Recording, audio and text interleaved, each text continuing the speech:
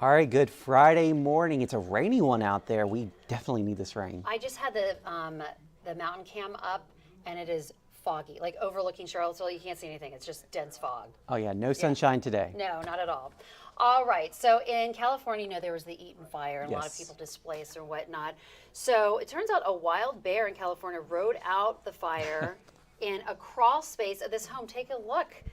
It's okay, so it might be, his neighborhood, but it's of course not where he's supposed to be. But Yeah. evidently, what happened was the people that lived there, they weren't there, and the utility company went to put the power back on, and they found this bear staring at their face under the house in the crawl space. And it took some time to figure out how to get him out of there. He's a big bear. Yeah. So they eventually did, as you can see, and relocated the bear. But we've had stories before where bears were living under people's homes. They would get in under the house and live there and hibernate even. Well, this is a positive ending because at least the bear got away from the fire. Yeah. So the bear's safe. Right. Probably a scare for the power company looking up and seeing a bear looking at them. Can you imagine, like, you're under there in the crawl space, and all of a sudden this huge bear head is in your looking at you? Yeah. Yeah. The bear is probably just as confused as the people were. Yeah, like, what are you doing here? So, yeah, luckily they were able to trap this bear and get it back to a safe area. Yeah. It's probably too afraid to come back out. Probably didn't know the fires were over. That's probably right. Yeah. So, anyway. So, good story. Yeah. All right, thank you, Jennifer. Let's take a look at our local headlines on this Friday morning. The UVA community will have to wait 9 more months to learn the fate of Christopher Darnell Jones Jr., the former student who admitted to killing 3 football players and wounding 2 others, was set for sentencing next week, but that hearing has now been pushed to November, expanded from 4 to 5 days. Jones pleaded guilty in November to 3 counts of first-degree murder, 2 counts of aggravated malicious wounding, and 5 firearms charges. He faces 20 years in prison to life for each of the murder and malicious wounding charges. The delay also pushes back the university's promised external review of the shooting, and that that sentencing will now take place November 17th through the 21st. The shopping cart killer has been found guilty on all counts. A jury convicted Anthony Robinson of first-degree murder in the deaths of Tonita Smith and of Charlottesville and Beth Redmond of Harrisonburg. Their bodies were found in shopping carts behind a Harrisonburg motel in 2021. The verdict came after the defense rested without calling any witnesses yesterday.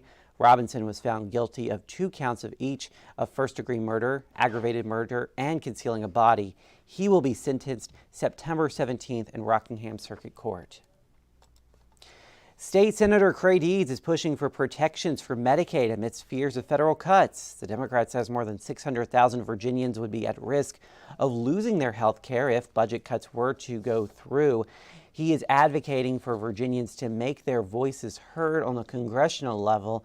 Meanwhile, on the state level, Deeds has co-introduced budget amendments aimed at protecting Medicaid in case of federal budget cuts. And Charlottesville schools could see some big changes as the superintendent proposes a new rezoning plan. Dr. Royal Gurley says it would ease overcrowding and improve socioeconomic diversity across schools. The first changes wouldn't happen until 2027, with others starting in 2029. Parents can weigh in next month in a public hearing and Q&A session. A final vote is tentatively scheduled for March 27th. All right, we are off to a wet start to the day. Yeah, I always say think of it as liquid sunshine. We need the rain, and we're going to have it throughout much of the day. Could see up to an inch of rain locally. Some areas may pick up a little bit more. We'll get a little bit of a break later this morning into the afternoon, and another band of rain will develop later in the afternoon into tonight. But pretty much an all-day event, periods of rain. We'll get up to 56. Southwesterly winds will increase as well. And then for tomorrow, right on schedule for the weekend, looks like a nice one, clearing and breezy, 54. Now, it's going to be a little colder on Groundhog Day Sunday. Upper 30s for the valley, low 40s for Central Virginia with mostly cloudy sky. And then another quick warm-up, Monday, 65, 58 on Tuesday. Some late showers will be possible Wednesday. We'll get up into the low 50s. And then early showers with clearing sky Thursday, highs around 67. So overall, for the most part, at or above normal temperatures will continue at least over the next 7 to 10 days. So let's get through this rain today, and then tomorrow we'll enjoy the sunshine and the warmer temperatures. Picture perfect. It looks like nothing too cold in the near future, at least. No. So let's enjoy it. All right, thank you, David. And let's take a look at the traffic on this Friday morning. This is I-64 on Afton Mountain. Again, take your time this morning. You can expect to run into some rain both on the way to work and possibly on the way back this afternoon and evening. We'll see you again on 29 News at noon. And of course, we're always live on the 29 News app. Have a great day out there, everybody. Stay dry.